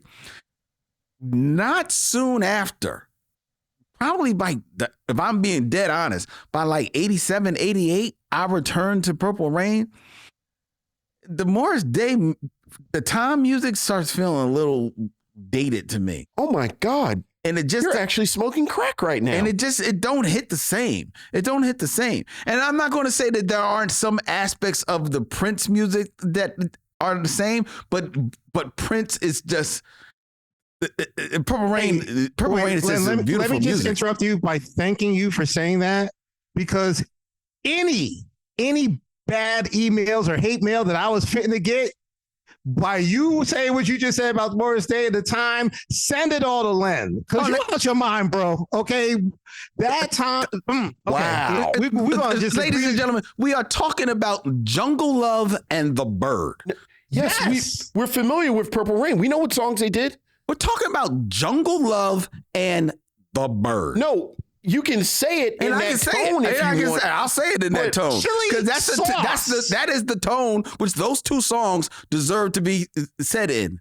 Like, as quiet as kept, when those two songs come on and I'm watching Purple Rain, I get up and leave. I don't need to watch them perform. I don't. I like Morris Day. I like Morris Day as Morris Day acting and him, Jerome, running around. I don't need to see them perform. I don't need to see them perform those songs. I like the time. I like other time songs. I don't need those two songs. Those two songs are dated and corny to me. Now, the rest of Purple Rain, Prince, bangers all day. I'm even there for Computer Blue, Darling Nikki, God Bless Purple Rain, Makes Me Cry. Like, yo, I'm there all day. But that, no. I'm sorry. And the third thing I will say, send your hate mail. I don't care. I love Prince. I like Prince. Okay, go ahead. One of my favorite performers of all time. Look, man, you just shit all over Jungle Love and The Bird. So just say, I'm going to say, look, man, look. I'm going to say this. Go ahead. What else? I think Prince thinks he's funny. I don't think Prince is that funny. I mean, he's not that funny in Purple Rain. I mean, there's a moment in Purple Rain. There's one moment in Purple Rain. I don't think there's too many other moments in any of his other movies where he's funny. I think Prince thinks he's funny, and maybe he is funny in a crowd, sure, in real life where he lets it, All right, there you go. Lynn don't like the bird or Jungle Love, but I like Purple Rain. Right. All right. Well, you just kind of set me up for my next movie. Oh yeah, go ahead, because please do. All right, ready? Yes. Out of the 4 films, going from my favorites to my least favorites. Mm-hmm. Next up, Under the Cherry Moon. Mm-hmm. Under the Cherry Moon, the romantic musical comedy drama from 1986 that stars Prince and where he makes his directorial debut. Yes. He wanted Martin Scorsese to do it. Prince stars as a gigolo Christopher Tracy. That's right. Along with his friend Tricky, played by one Jerome Benton. His cousin, I believe. I think they were actually half brothers. I thought he called him cousin. He called them cousin, but there's a scene in it where they talk about being brothers. But it flip flops. Depends on what page of the script. It is important that they're related, though. We'll get to that. Go ahead. Yes. They play gigolos who reside on the French Riviera, where Christopher works as a piano player at the Venus de Milo nightclub in Nice. Along with Tricky, spends his day identifying rich women to target in order to gain large amounts of money via marriage.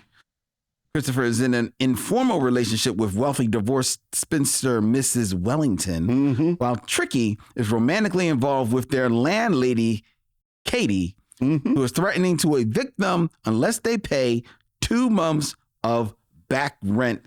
And from there, hilarity ensues in Under the Cherry Moon, the directorial debut of Prince and Ade Williams of the Harlem Connections. 3rd favorite Prince film. 3rd out of 4. 3 out of 4. I'll reverse. I'll go with the pros. The cinematography is beautiful. It's a black and white film. It's beautifully shot. A lot of Art Deco texture. The next pro is the plot is relatively easy to follow. Okay. The next pro are the outfits, the clothing. Kind of, lots of fabulous clothes. The next pro is the soundtrack. That soundtrack is dope. There's so many great songs from that movie. Now they play in the background in the main, but I highly recommend that soundtrack. The soundtrack is called Parade, music from Under the Cherry Moon. Get the soundtrack. And overall take of Under the Cherry Moon is if you saw Purple Rain or Sign of the Times and you really resented how all the musical performances interrupted you from enjoying Prince's acting ability, then Under the Cherry Moon is the movie for you.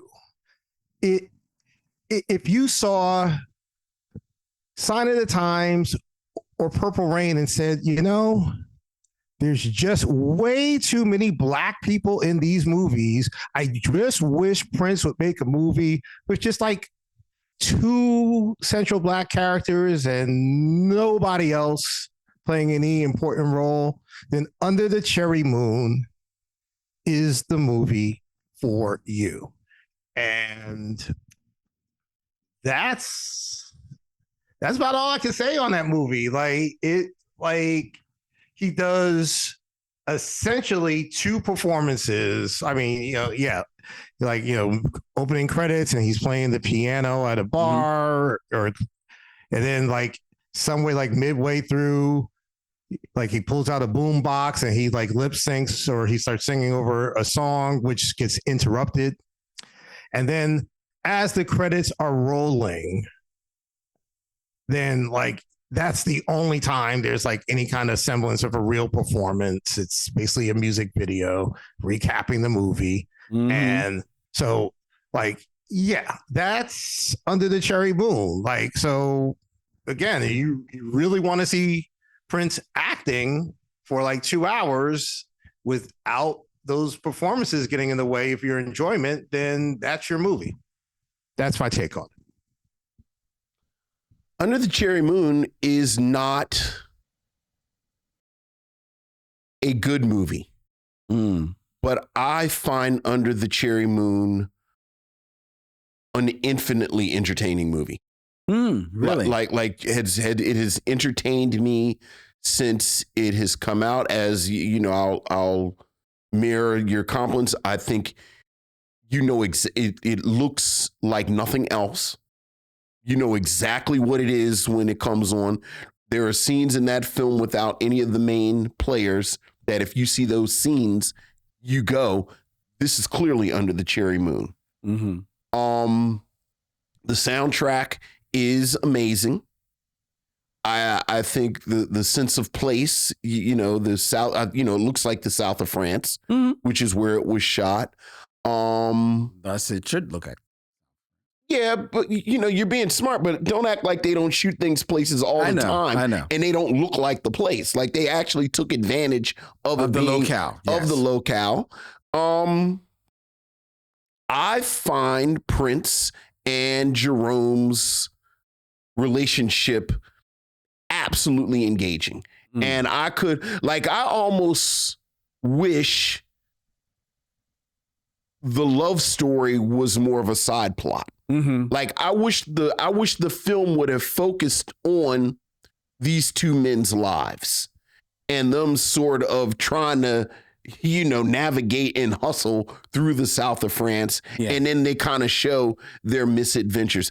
I have always thought that Prince looked at Morris Day and Jerome in Purple Rain and realized they were having all the fun. Yes. Right. And I want to do that. Yes, that's exactly what it was. And then he kind of puts himself in there. And I do think Prince is funny.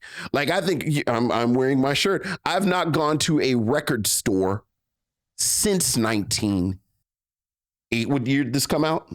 1986, I think. Yeah, I've not been to a record store since 1986. From that moment to this weekend, I go to the record store. That is all I purchase my Sam Cooke albums from is the record store. So, yeah, I enjoy Under the Cherry Moon. I really do. So can I give a rebuttal real quick? Okay. So one, I have to admit I'm tainted, right? Because as a Prince fan, I know that like this is around the time that, the time has broken up. Exactly. And there's like back and forth with Prince and Morris and what have you. And, as a Time fan, in addition to being a Prince fan, I'm like, okay, it's kind of grimy to take Jerome and, right. So I know that it's a different movie, different characters, but there's a part of me that's like, yeah, but more importantly, I'm sorry.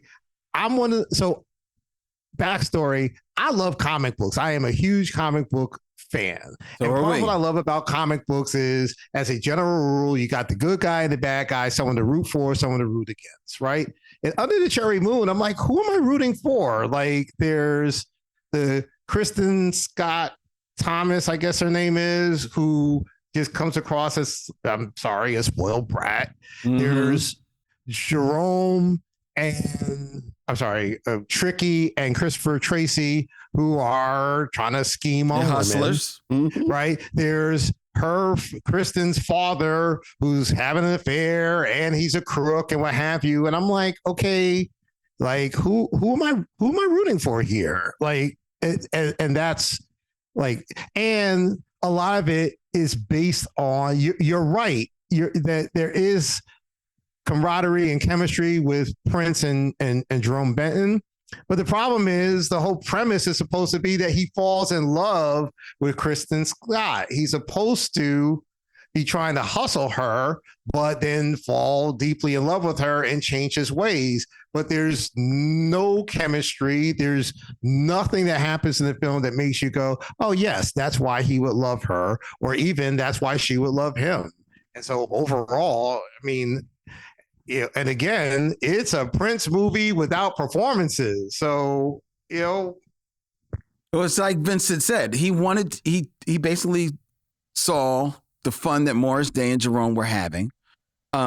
He was in his going back and forth with Morris Day over the time and had all those issues offset and said, yo, I want to do that because he thinks he's funny. He is funny because he thinks he's Prince. He can do it all. And it's interesting that we talked about the idol maker and how the idol maker kind of like builds up and makes these stars, right? And the one thing you can say that, not knocking the talent of the time at all, or Morris Day, but Prince had a hand in kind of like creating and crafting their image, sure. and some of their music, right? So he had that hand. So you can almost see him feeling, and especially from what we have learned about Prince, especially around this time, you could almost see him saying like, well, yeah, I'm going to take Jerome and be in my movie because I made the time anyway. Right. You know what I mean? So,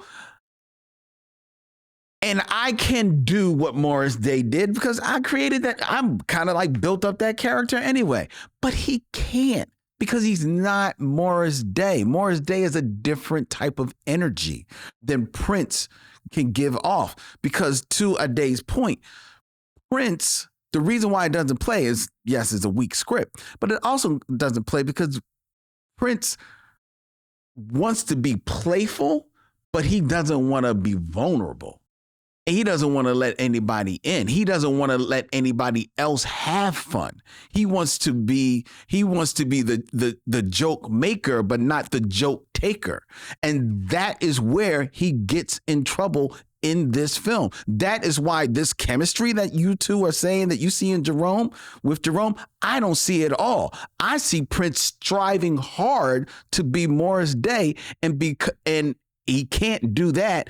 And to Ade's point, he has absolutely zero chemistry with anybody else in the freaking movie. So you don't believe any of that. It's a waste of a beautiful movie. It's a waste of beautiful cinematography. It's a waste of a beautiful location. It's a waste of a fantastic soundtrack. But it is a god-awful movie. Yeah, I enjoy it. Yeah, I disagree with both of y'all. I think they have great chemistry. I think you see a side of Prince you don't often see. And not for nothing, I don't want to lose this.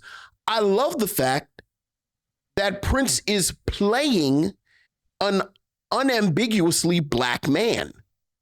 Like, I love the fact that Jerome is his cousin or his half brother. Like, isn't this sort of like there's this kind of wing of princedom that wants to lean into him sort of being racially ambiguous and even in Purple Rain, where the actress who plays his mother is sort of beige. Yeah.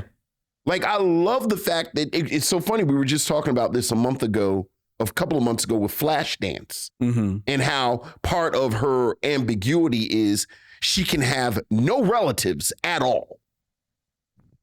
I love the fact that every, 90% of the time that Prince is on screen, he's on screen with Jerome. And to your point, Ade, like you said, if you want to see a Prince movie with it's only two black people, but one of the black people is Prince. I do. I enjoy it. Like, I'm never going to fight. Okay, so let me give you one pushback to that, though, okay. Right? Which is not only are there no other black people with any other significant roles or what have you, and I could be wrong, and I'll just take the loss because I'm not going to ever see that movie again.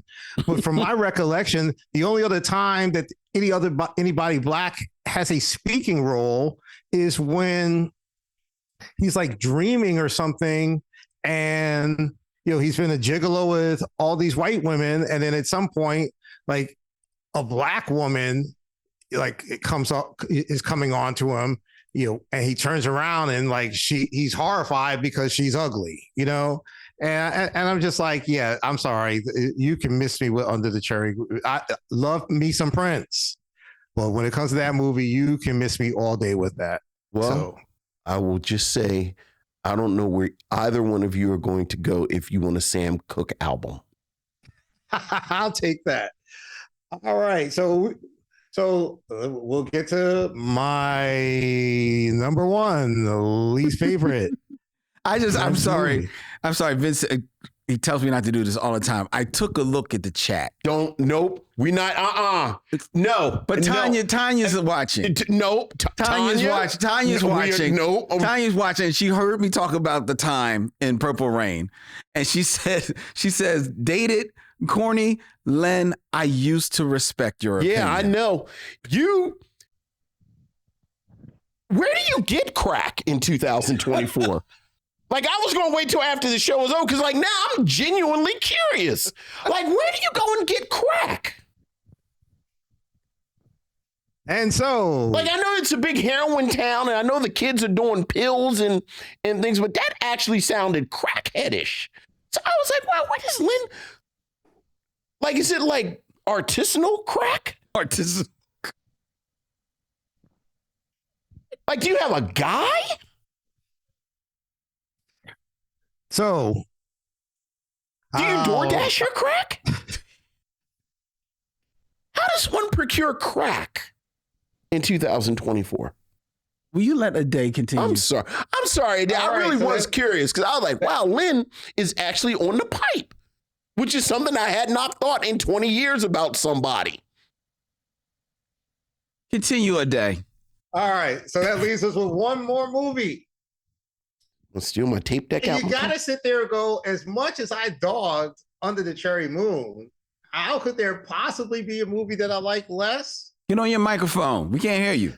Sorry. As much as I dogged Under the Cherry Moon, I got to go with Graffiti Bridge. Sure. Graffiti I'll Bridge. explain why, but first, Len, you want to give a breakdown about the plot for Graffiti Bridge? Well, Graffiti Bridge from 1990 stars Prince in his third and final major theatrical film. It is a standalone sequel. Yes, it is. Yeah, of sorts. To the 1984 film Purple Rain, where Prince returns as the Kid, living a future life as an upbeat performer and co-owner of a club, Glam Slam, which was willed to him from Billy. Solitary and lovelorn, he spends his personal time composing songs and writing letters to his deceased father. The other co-owner who was included in the will is Morris Day, his rival, who now also owns his own club, Pandemonium, while desiring to control the other two clubs in the Seven Corners area, which are Melody Cool and the Clinton Club. Needing to pay the mayor of Seven Corners $10,000, because you have to, Morris attempts to extort the Kid by threatening to take full ownership of Glam Slam. Making matters more interesting is the arrival of Aurora, an angel sent from heaven to sway both Morris and the Kid into leading more righteous lives while dealing with their attraction to her. As the Kid continues to resist him, Morris begins to embarrass him via performances with his band to steal the Kid's customers. Losing clientele and having his club defamed by Morris's henchmen, the Kid decides to challenge Morris to a music battle for ownership of Glam Slam. But after Aurora gets hit by a car, God, how long is this plot summary? the two rivals settle their dispute and join forces. Right. And I think you really do need to underline, because you said an angel sent from heaven, which people might think you're just being kind of facetious, or she is an actual angel. Yes. Sent from actual heaven. Yes. In this plot. Yes. All right. Go ahead, Ade. I just thought people should know we're talking about a supernatural element. So let's go with the good. Some nice outfits. Okay. All right. Outfits. Outfits. B, Yeah. Prince, nice outfits. Some of the songs and some of the performances.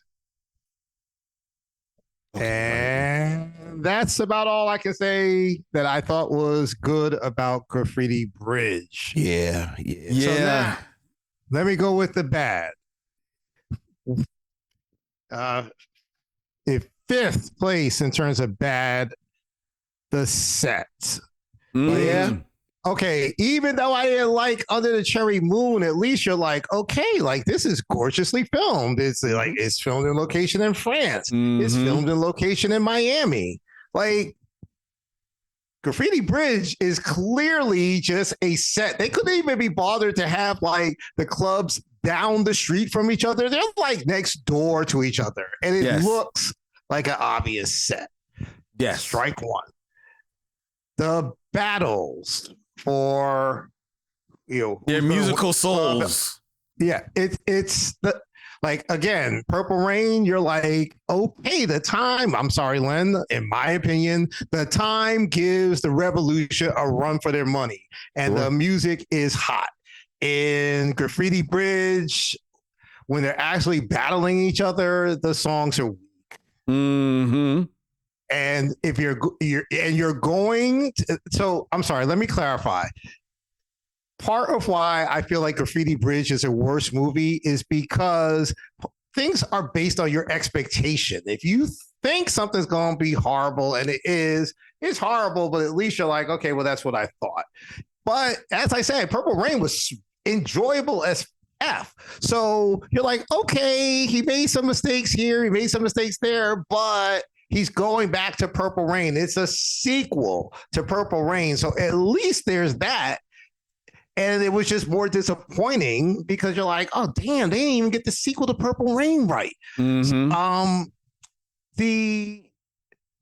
Purple Rain, Prince pretty much wrote damn near every song and produced damn near every song.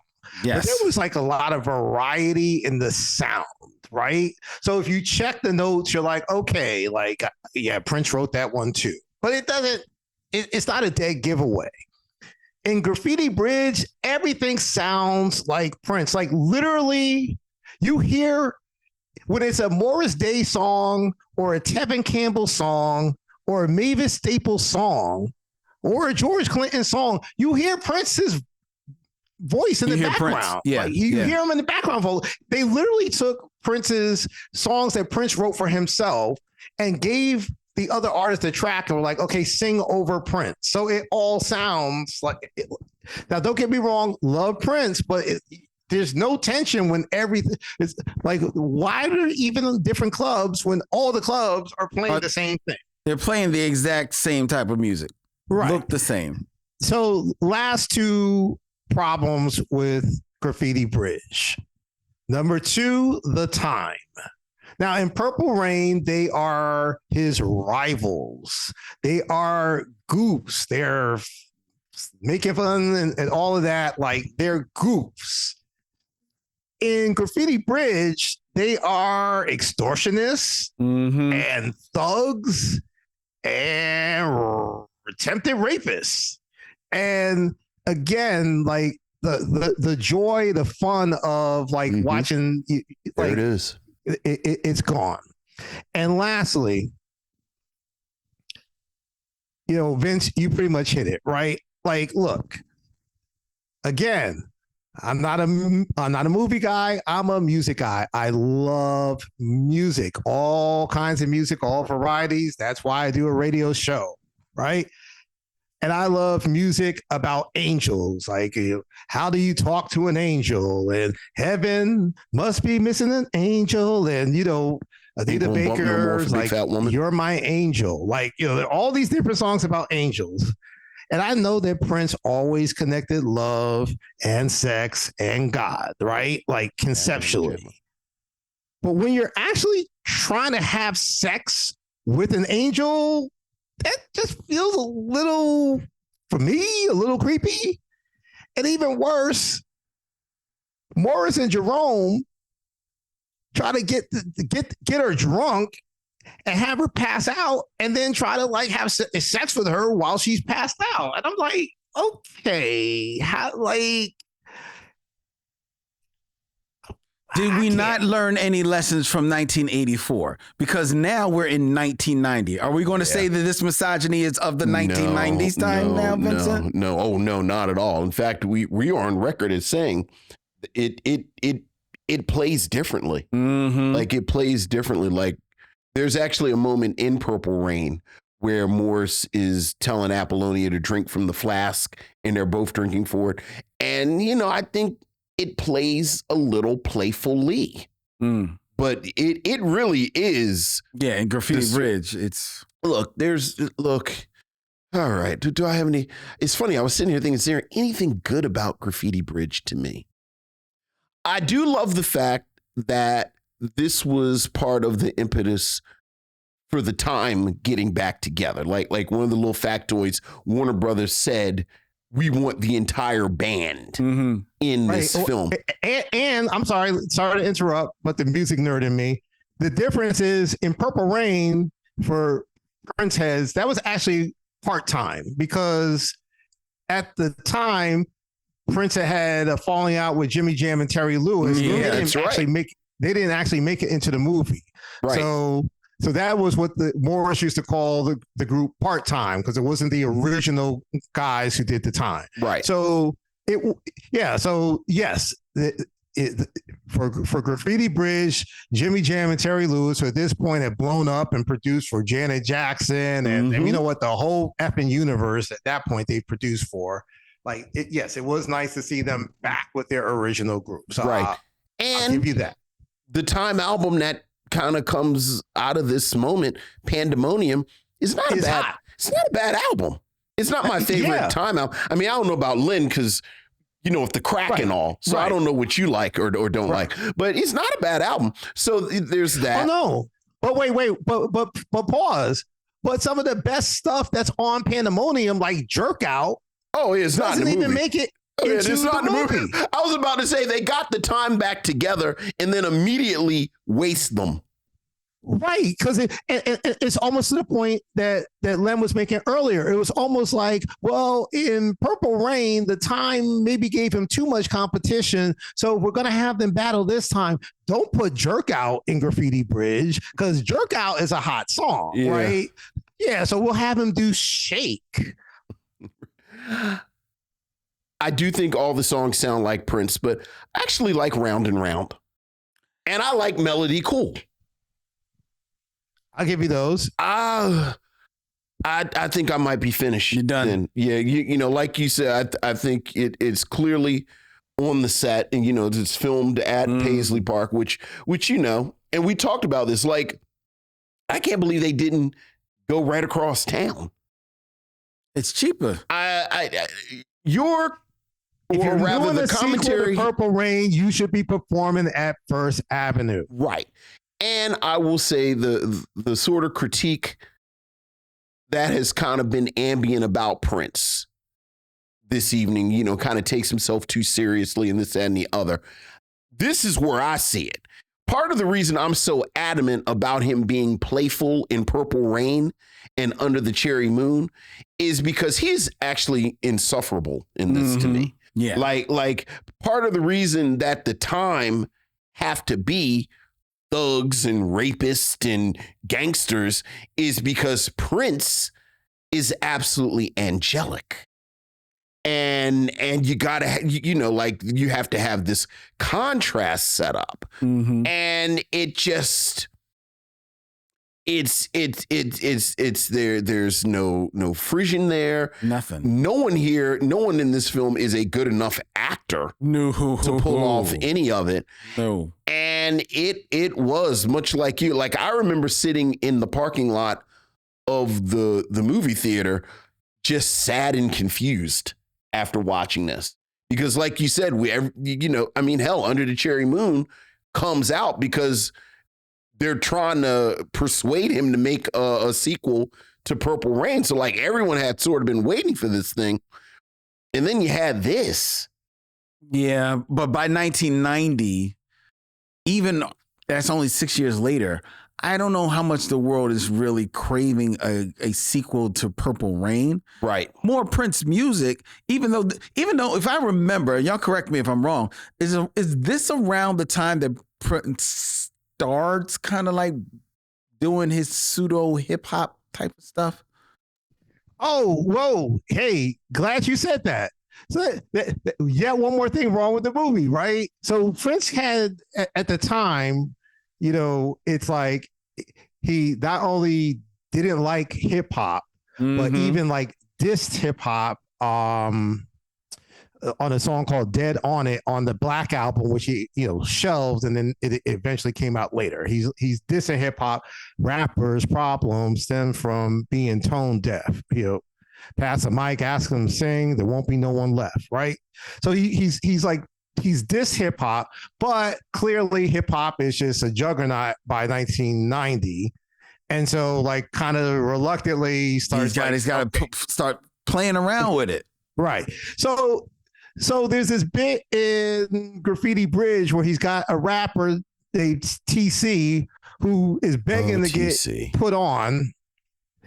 And, they have the battle of the bands bit, and Prince loses initially. And so he's lost the club, and TC looks around and to the empty club. It's like, damn, I ain't even get to rap. And you're like, really? Like that's your takeaway?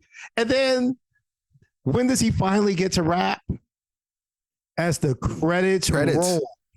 You're like, all right, TC, you've been in the movie the whole time. As the credits roll and people are running from their seats to get out of the theater, go ahead, do your little rap thing. That's it. And that's basically what he does. Throws hip hop a bone. Yeah, I can't stand Graffiti Bridge. I can't stand any part of it. Sure. Prince has no one to blame but himself. He directed this movie. Sure. I like Round and Round because I'm a Tevin Campbell fan. Sure. You gotta love Tevin Campbell. Melody Cool is cool. I like Melody Cool. Thieves in the Temple is one of my favorite Prince songs. It's a good song. But other than that, there's like not any aspect about this movie I like. And it's almost as if he took, all right, they want a sequel to Purple Rain. So now I got to double down on everything from Purple Rain. So if the time were jerks in Purple Rain, well, they're going to be hardcore thugs and damn near a gang in Graffiti Bridge, right? I was a lost soul in Purple Rain, but now I sing with the angels. Yeah. And only the angels can understand my love. Yeah. Get the out of here. Yeah. Get back over that damn bridge. So there you go. There you go. So you're right about that. Graffiti Bridge is a bad black movie.